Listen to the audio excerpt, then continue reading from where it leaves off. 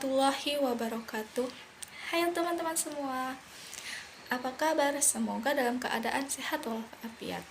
Nah, pada video kali ini saya dan teman-teman saya ingin mempresentasikan tugas pengantar manajemen kami sebagai tugas akhir dalam semester 2 ini dengan dosen pengampu Ibu Najihatul Faridi. Nah, sebelum memasuki pembahasannya atau materi selanjutnya, izinkan kami untuk memperkenalkan diri terlebih dahulu. Perkenalkan, saya Ovi Nabila Aisyah dengan NIM 2202030045 sebagai moderator, dan di sebelah kanan paling ujung saya ada fasilitator 1. Perkenalkan, nama saya Mr. Trita Malam Beruginting dengan NIM 2202030026. Selanjutnya ada fasilitator 2. Saya Zulina Nazra dengan NIM 2202030082. Di sebelah kiri saya ada fasilitator 3. Saya Angelika Revi Mariska Sitorus dengan NIM 2202030014. Dan di sebelah saya ada fasilitator 4. Dengan saya nama Muhammad Rafiq Mutakin dengan NIM 2202030073.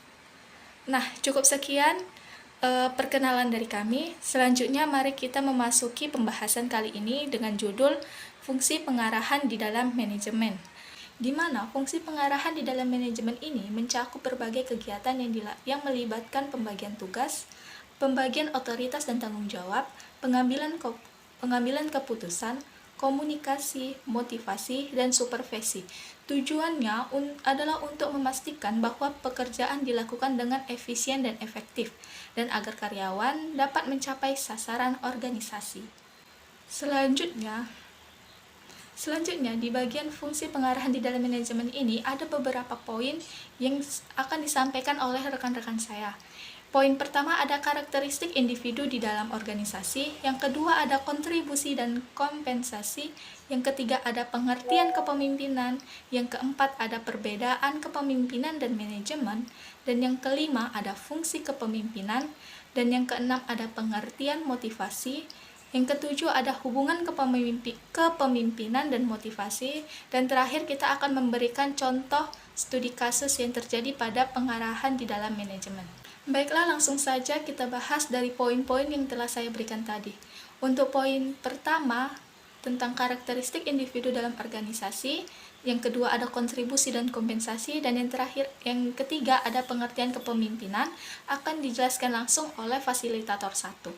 Untuk fasilitator 1, saya persilahkan. Akan menjelaskan satu karakteristik individu dalam organisasi. Karakteristik individu dalam organisasi merujuk pada atribut-atribut yang dimiliki oleh individu dan dapat mempengaruhi perilaku, performa, dan interaksi mereka di lingkungan kerja.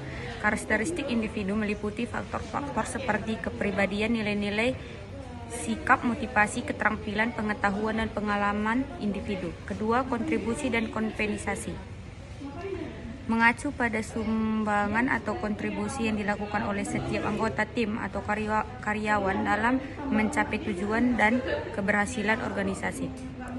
Kontribusi individu dapat meliputi berbagai aspek seperti penyelesaian tugas dengan baik, keterampilan dan kompetensi yang diperoleh, kerja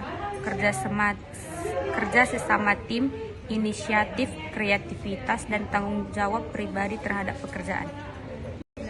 Kompensasi merujuk pada segala bentuk imbalan yang diberikan kepada karyawan sebagai pengganti kontribusi dan kinerja mereka dalam organisasi. Kompensasi dapat bersifat finansial meliputi gaji, tunjangan, bonus, insentif, dan manfaat keuangan lainnya, maupun non-finansial mencangkup pengakuan, penghargaan, kesempatan pembangunan karir, keseimbangan kerja, dan lingkungan yang sehat. Ketiga, pengertian kepemimpinan. Kepemimpinan adalah proses mempengaruhi dan memberikan arahan kepada individu atau kelompok dalam mencapai tujuan yang telah ditetapkan. Seorang pemimpin memiliki kewenangan untuk mengarahkan, menggerakkan, dan mengkoordinasikan upaya anggota tim atau organisasi untuk mencapai hasil yang diinginkan. Terima kasih untuk fasilitator 1 yang telah memberikan penjelasan tentang karakteristik individu, kontribusi dan kompensasi, serta pengertian kepemimpinan. Selanjutnya, kita akan membahas tentang Perbedaan kepemimpinan dan manajemen serta fungsi dari kepemimpinan yang akan langsung dijelaskan oleh fasilitator kedua. Untuk fasilitator kedua, saya persilahkan. Ingin membawakan materi yang berjudul Perbedaan Kepemimpinan dan Manajemen, dan materi kedua tentang fungsi kepemimpinan. Langsung saja ke materi yang pertama, Perbedaan Kepemimpinan dan Manajemen. Terdapat perbedaan antara kepemimpinan dan manajemen. Perbedaannya yaitu manajemen melibatkan perencanaan, pengorganisasian, dan pengendalian sumber daya organisasi.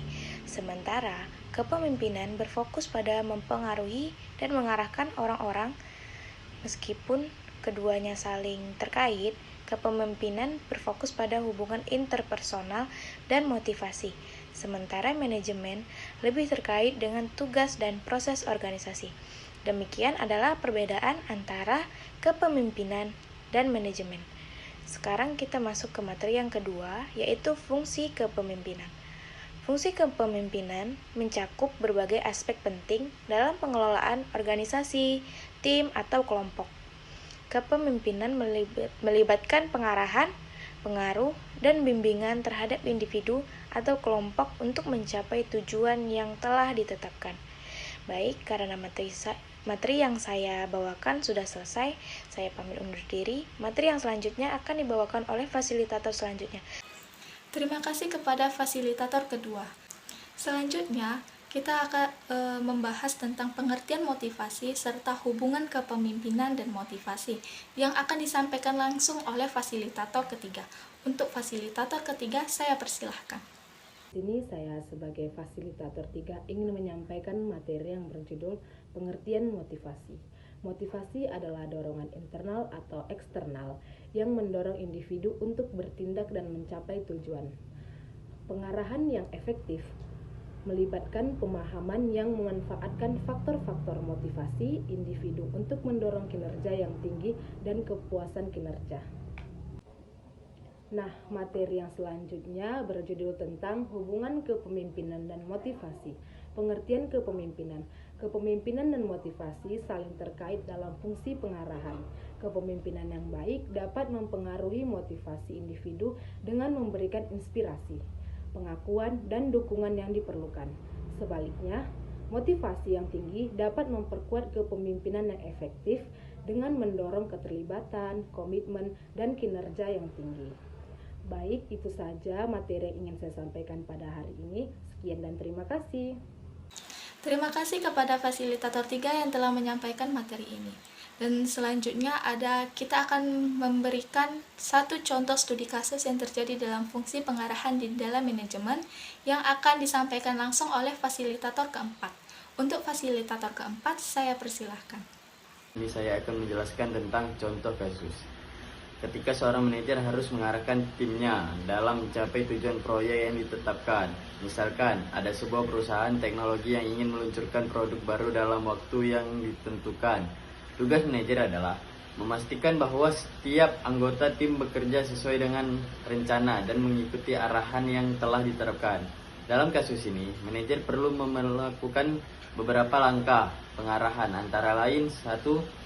Manajer perlu mengkomunikasi dengan jelas tujuan proyek kepada seluruh tim, seperti memberikan arahan tentang produk baru yang akan diluncurkan, target penjualan, serta tenggat waktunya.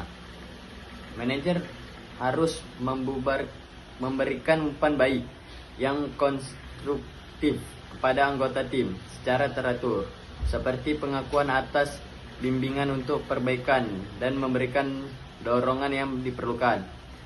Manajer harus memberikan arahan yang jelas mengenai langkah-langkah yang harus diambil untuk mencapai tujuan proyek, seperti proses pengembangan produk atau strategi pemanasan. Manajer perlu mengatur pertemuan tim, memfasilitasi kolaborasi dan membangun kerjasama antar anggota tim. Ini membantu memastikan bahwa semua orang bekerja sama untuk mencapai tujuan proyek dan memecahkan masalah yang muncul. Itu dia materi serta penjelasan yang dapat kami sampaikan.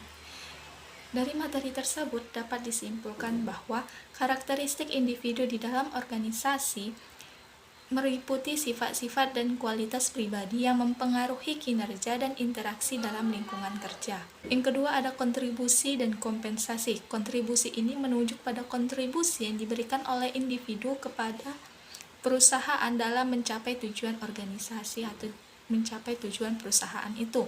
Nah, sementara kompensasi ini merujuk pada imbalan yang diberikan kepada individu sebagai penghargaan atas kontribusinya. Nah, yang ketiga ada pengertian kepemimpinan.